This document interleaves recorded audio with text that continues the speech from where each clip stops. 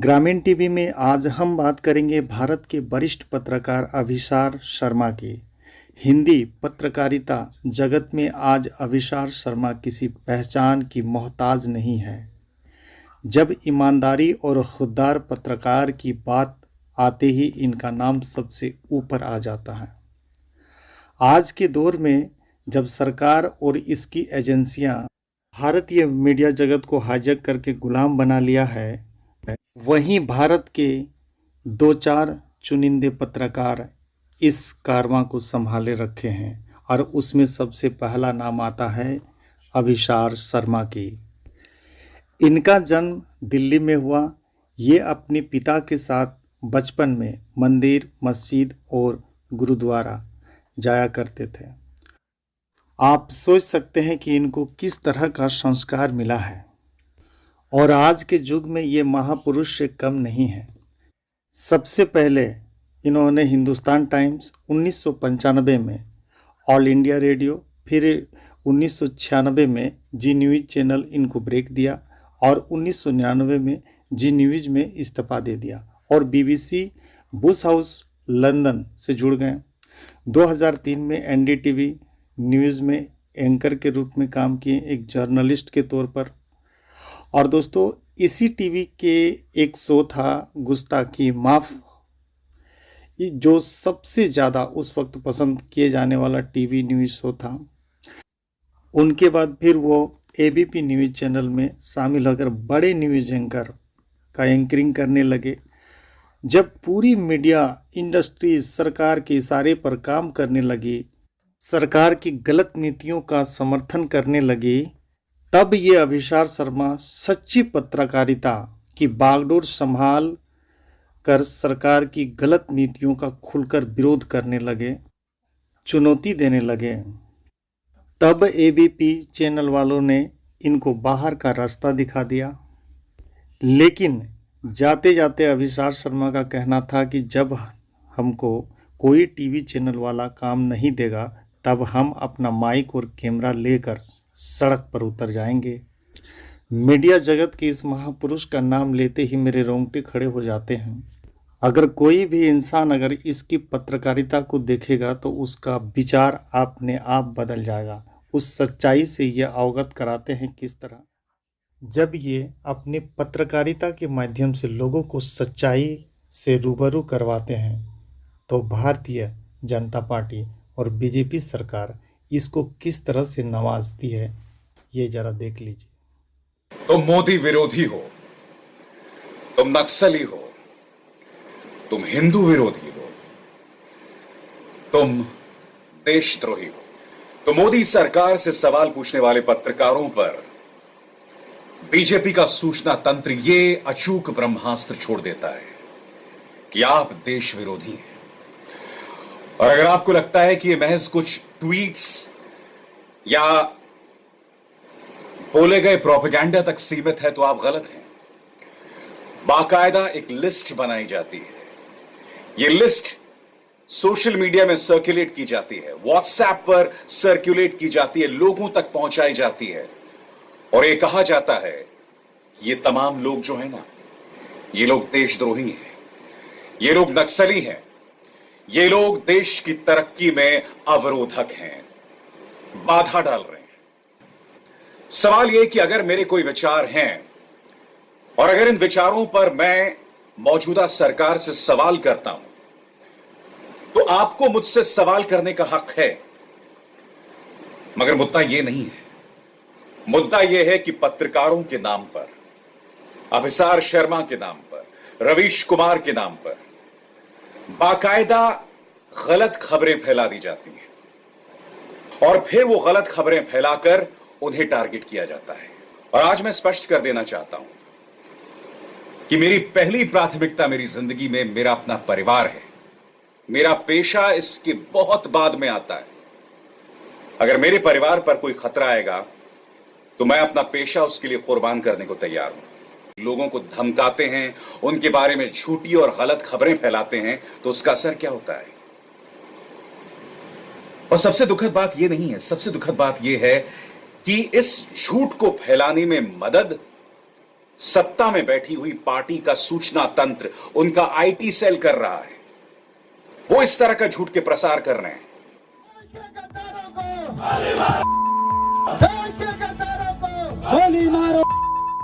सुना, देश के गद्दारों को, और इन्हें किस तरह से पुरस्कृत किया गया। आज की तारीख में वो सूचना और प्रसारण मंत्री हैं। हिंसा के सामने, अपशब्दों के सामने, सांप्रदायिक जहर के सामने भारतीय जनता पार्टी खुद बेबस है।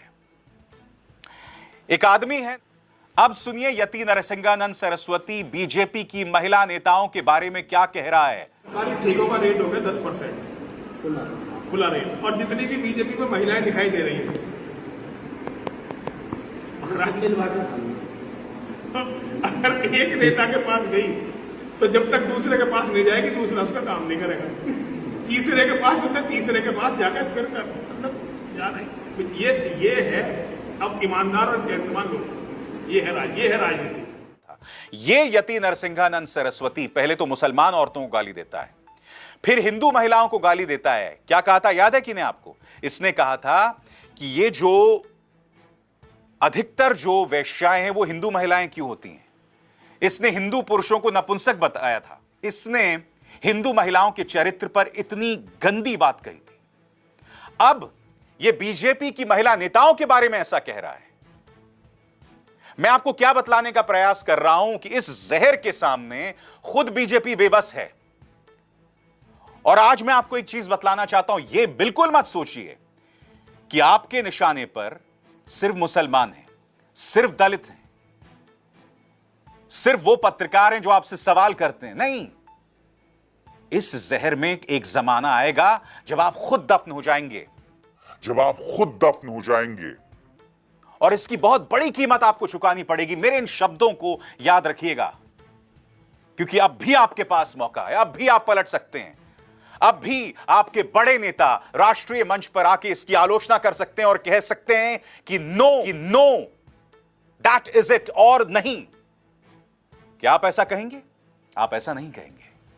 किसानों पर लाठियां चलवाकर, दलितों को बेइज्जत करके, मुसलमानों पर हमले करवाकर और नेहरू को गाली देकर हम विश्वगुरु नहीं बनने वाले हैं। अगर आपको लगता है कि नेहरू ने जो इस देश के सामने रखा उससे महान आपका संवाद है, उससे बेहतर आपका संवाद है, तो उसे पेश कीजिए। गाली गलौज क्यों करते हैं? मैं आपको एक मिसाल देता हूं दोस्तों। भारत सरकार के एक वेबसाइट ने आजादी का अमृत उत्सव ये तस्वीर जारी की है। इस तस्वीर के अंदर सावरकर की तस्वीर है, भगत सिंह की तस्वीर है, गांधी की तस्वीर है, देश के पहले राष्ट्रपति राजेंद्र प्रसाद की तस्वीर है, मगर देश के पहले प्रधानमंत्री जवाहरलाल नेहरू, जो 9 साल स्वतंत्रता संग्राम के दौरान 9 साल जो शख्स जेल में रहा, देश का पहला प्रधानमंत्री था, उन्हें इन्होंने गायब कर दिया है। इतने छोटे दिल वाली, छोटी सोच वाली आपने सरकार देखी है? नेहरू को ही गायब कर दिया आपने। मैं फिर आपसे पूछता हूं, नेहरू ने डिस्कवरी ऑफ इंडिया जैसी सोच देश के सामने रखी। नेहरू की बदौलत आईआईटी, वैज्ञानिक संस्थान, बड़े बड़े सार्वजनिक उपक्रम की इकाइयां हमारे देश के सामने थी, जिन्होंने लोगों को नौकरियां दी। आज उन्हीं पब्लिक सेक्टर अंडरटेकिंग्स की जो कंपनीज हैं, उन्हें आप बेच रहे हैं, जिनकी नींव नेहरू ने रखी थी। मैं आपसे यही तो पूछना चाहता हूं, आपकी क्या विरासत है? क्या आप देश को संवाद दे पाएंगे बगैर डर के, बगैर डर का माहौल पैदा किए, बगैर लोगों को पर निशाना साधे? बताइए ना। देखिए, भारतीय जनता पार्टी का फलसफा साफ है। इनके जो नेता या उनका जो प्रचार तंत्र ये सब करता है, उसके 2 मकसद हैं। पहला, जब आप इस तरह की हिंसा करते हैं, जब आप लोगों को डराते हैं, तो आप एक डर का माहौल पैदा करते हैं ताकि आपके खिलाफ बगावत ना पैदा हो, आपके खिलाफ लोग अपनी आवाज को बुलंद ना करें। और दूसरा, जब आप लोगों के अंदर मुगलों का, मुसलमानों का ये काल्पनिक डर पैदा करते हैं, तो आपको वोटों की निगाह से जबरदस्त मदद मिलती है। क्योंकि देखिए, चुनाव के अंदर जैसे आप मुद्दे को हिंदू मुस्लिम कर देते हैं, तो 80% आपके साथ हो जाते हैं और 20% अलग हो जाते हैं। और वो 20% वोट भी वो भी बढ़ जाता है। मगर आपको यह सोचना पड़ेगा कि 2022 का यूपी का चुनाव तो आप जीत जाएंगे, आप 2024 का लोकसभा चुनाव भी जीत जाएंगे, मगर ये जो रोजमर्रा स्तर पर रोज आए दिन जब आप इस तरह का संवाद सामने रखेंगे तो आज से 10-20 साल बाद इस देश की क्या हालत होगी? क्या यह देश बचेगा? क्या इस देश की आत्मा बचेगी? इन सवालों के जवाब आपके पास भी हैं, मगर आप उस हकीकत को देखना नहीं चाहते, आप उस भविष्य को नहीं देखना चाहते। आपका इस वक्त सिर्फ एक मकसद है कि किसी भी कीमत में मैं सत्ता में बने रहूं, और उसके लिए आप इस देश की आत्मा को बर्बाद कर रहे हैं, उस पर वार कर रहे हैं। आने वाला वक्त आपको माफ नहीं करेगा। इस देश का भविष्य, हमारे बच्चे, उनके बच्चे, वो हमें माफ नहीं करेंगे, क्योंकि विरासत में यह जहरीला समाज हम उन्हें देकर जा रहे हैं। याद रखिएगा, आज आपके द्वारा सिखाए गए, पढ़ाए गए उसी जहर में सराबोर हमारे परिवार हैं। एक जमाना आएगा, एक वक्त आएगा जब उस जहर में वो खुद सांस नहीं ले पाएंगे। मेरी इन बातों को याद रखिएगा। इंडिया को तालिबान आखिर क्यों बनाया जा रहा है? आखिर कौन सी ताकतें हैं वो जो इंडिया को तालिबान बना देना चाहती हैं? आखिर क्यों भारतीय जनता पार्टी हिंसा करने वालों को? यह सब बतलाने से पहले मैं आपका ध्यान खींचना चाहूंगा इस तस्वीर की तरफ। यह वीडियो देखिए।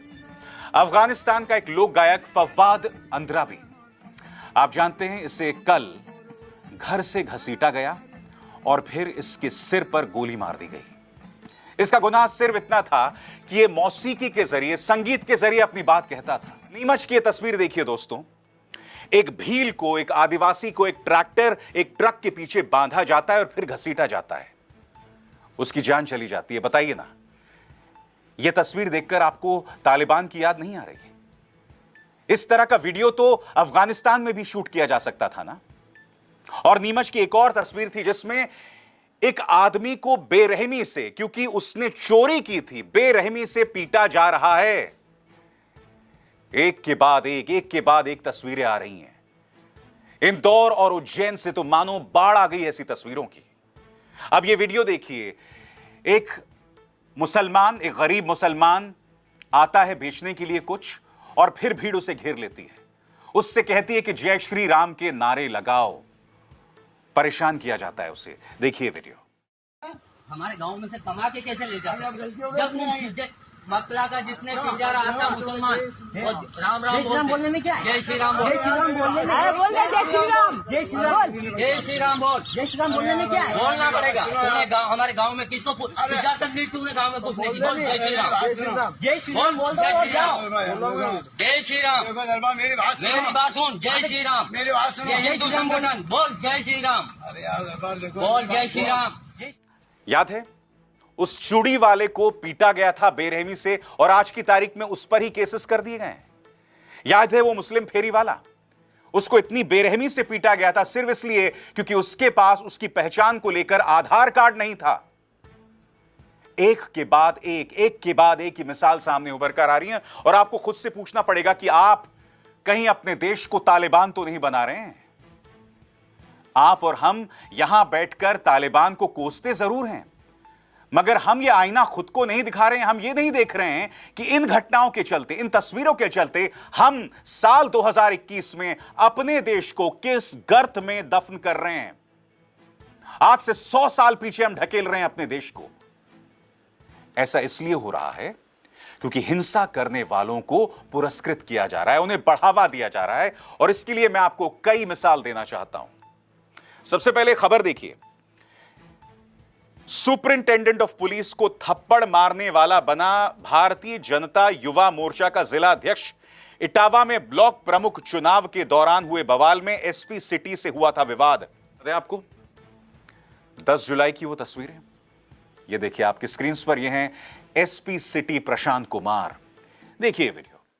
ये पूरा मुझे भी थप्पड़ मारा इन्होंने सर। ये लोग बम भी लेकर आए थे सब, बीजेपी वाले, विधायक और जिलाध्यक्ष। विमल भी है सर? हाँ, उनके साथ विमल भदौरिया था।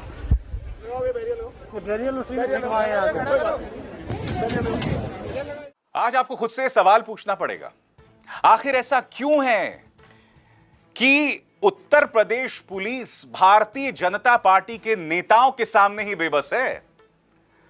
और भारतीय जनता पार्टी जो कि यह दावा करती है कि उनके राज में आने के बाद उत्तर प्रदेश में लॉ एंड ऑर्डर दुरुस्त हो गया है, उनको यह बताना पड़ेगा कि जो लोग हिंसा में शामिल हैं उन्हें इनामित क्यों किया जा रहा है। यह चेहरा याद है आपको? इंस्पेक्टर सुबोध कुमार सिंह, बुलंदशहर में हुई हिंसा में इनकी मौत हो गई थी और इस प्रकरण में जो आरोपी थे उन्हें भारतीय जनता पार्टी सम्मानित कर रही थी। यह तस्वीर देखिए, शिखर अग्रवाल इस घटनाक्रम में इनामित था, इस घटनाक्रम में यह आरोपी था और यहां पर आप देख सकते हैं शिखर अग्रवाल को सम्मानित किया जा रहा है भारतीय जनता पार्टी की लोकल इकाई द्वारा। फिर सवाल कीजिए खुद से, मैं दो मिसाल आपको दे चुका हूं, दोनों ही मामलों में एक तरफ एक पुलिस वाले को थप्पड़ मारा गया और एक तरफ इंस्पेक्टर सुबोध कुमार सिंह ने जान गंवा दी और उस घटनाक्रम में जो आरोपी है उसे बीजेपी सम्मानित कर रही है। यह चेहरा याद है? कपिल गुज्जर। इस आदमी ने शाहीन बाग में आकर गोली चलाई थी, मगर गाजियाबाद भारतीय जनता पार्टी ने इसे अपने पार्टी में शामिल कर लिया था। तस्वीर देखिए दोस्तों, मैं कोई ख्याली पुलाव आपके सामने नहीं परोस रहा हूं, मैं कोई कल्पना की उड़ान नहीं भर रहा हूं, मैं बाकायदा आपको प्रमाण के साथ बता रहा हूं कि जो लोग हिंसा करते हैं, जिनकी प्रवृत्ति अपराधी से कम नहीं है, उसे भारतीय जनता पार्टी इनामित करती है, पुरस्कृत करती है। कि जो हिंसा करता है उसे इनामित किया जाता है, उसको उसके हौसले को बढ़ाया जाता है। और यह काम कौन कर रहा है मैं आपको बताता हूं। यह ऐसा मत सोचिए कि यह सिर्फ छुटभइये भारतीय जनता पार्टी के नेता हैं, नहीं। यह तस्वीर देखिए, जयंत सिन्हा सांसद, farmer state finance minister, Jharkhand के अंदर जिन लोगों पर गुनाह साबित हुआ था मॉब लिंचिंग का, उन्हें ये लोग पुरस्कृत कर रहे हैं, उन्हें हार पहना रहे हैं। ये तो कल्पना से भी विचित्र है। ये तो सिर्फ फिल्मों में हुआ करता था, अब इसे चरितार्थ कर रहे हैं भारतीय जनता पार्टी के नेता। इस तस्वीर को देखिए, महेश शर्मा नोएडा से सांसद हैं। जिस शख्स पर आरोप था उसने अखलाक की हत्या की थी, जब उनकी मृत्यु हो गई थी तब उनके शव को तिरंगे से लिपटा गया था और उसके बाद उन्हें श्रद्धांजलि दे रहे हैं यहां पर महेश शर्मा। ये कोई छोटे मोटे नेता नहीं है, सांसद हैं, मंत्री हैं, बड़े बड़े नेता हैं।